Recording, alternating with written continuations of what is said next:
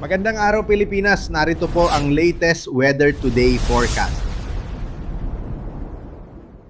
Narito ang ating satellite image kung saan frontal system o ito yung stationary front. Ito ay salubungan ng dalawang hangin na merong magkaibang air mass. So, magkapareho yung lakas ng hangin kaya ito ay nagiging stationary o hindi gumagalaw. So, itong frontal system na ito ang nakakaapekto sa may extreme northern Luzon at may ilang areas pa rin sa extreme northern Luzon na magiging maulan dahil nga sa system na ito.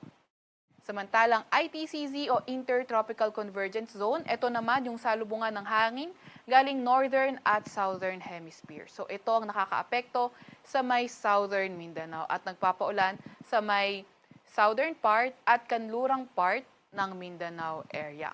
Samantalang yung low pressure area na minomonitor natin noong mga nakaraang araw na dating si Bagyong Kaloy ay nag-dissipate na nga kahapon. At sa ngayon, wala tayong minomonitor na low pressure area or bagyo sa loob or malapit sa ating Philippine Area of Responsibility. Para naman sa lagay ng panahon ngayong araw, inaasahan nga natin na yung frontal system patuloy pa rin magpapaulan sa may Batanes at Babuyan Islands. Kaya ingat sa mga inuulan ng mga nakaraang araw pa sa mga banta ng pagbaha o hindi kaya pagguho ng lupa. Para naman sa lagay ng panahon sa Metro Manila at nalalabing bahagi ng Luzon, mas magandang panahon yung inaasahan natin pero may mga tsansa pa rin ng mga localized thunderstorms. Naasahan nga natin na yung frontal system until tomorrow magpapaulan sa may Batanes at Babuyan Islands at sa mga susunod na araw, improving weather na yung inaasahan natin sa area na yan. Samantalang sa Metro Manila at sa nalalabing bahagi ng Luzon, at least in the next 3 to 5 days, patuloy pa rin yung ganitong klaseng weather condition, may mga tsansa pa rin ng mga thunderstorms. Agwat ng temperatura ngayong araw sa Metro Manila ay 25 to 35 degrees Celsius. 19 to 26 degrees Celsius sa may Baguio, 25 to 33 degrees Celsius sa may Lawag, 26 to 37 degrees Celsius sa may Tugigaraw, 24 to 33 degrees Celsius sa may Tagaytay, 26 to 33 degrees Celsius naman sa may Legazpi. Agwat naman ng temperatura sa Puerto Princesa ay 25 to 33 degrees Celsius at 26 to 33 degrees Celsius naman sa may Kalayaan Islands. Para naman sa lagay ng panahon sa may Visayas at Mindanao, inaasahan nga natin yung ITCZ o Intertropical Convergence Zone na magpapaulan sa may Zamboanga Peninsula, Sarangani, Sultan Kudarat, sa may Maguindanao del Norte, Lanao del Sur, Basilan at Tawi-Tawi. Kaya ingat pa nga rin sa mga areas na nabanggit sa mga banta ng pagbaha o hindi kaya pagguho ng lupa.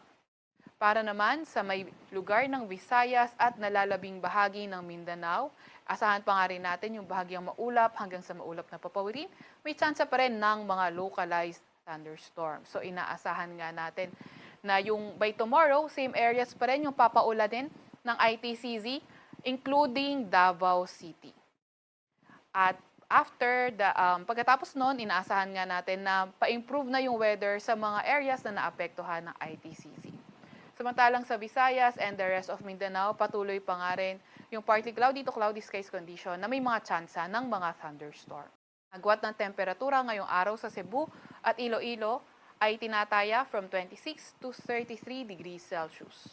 27 to 33 degrees Celsius naman sa may Tacloban, 24 to 33 degrees Celsius sa may Zamboanga, 24 to 32 degrees Celsius sa may Cagayan de Oro at 26 to 34 degrees Celsius naman sa may Davao. Update sa heat index, kahapon nga naitala ang 41 to 44 degrees Celsius na heat index sa Metro Manila at ang pinakamataas na naitala kahapon ay sa lugar ng Coron, Palawan na umabot sa 48 degrees Celsius.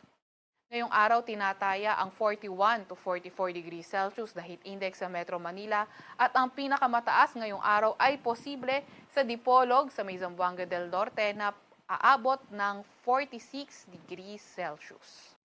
Para naman sa lagay ng ating karagatan, wala pa rin tayong gale warning sa kahit anong dagat baybayin ng ating bansa.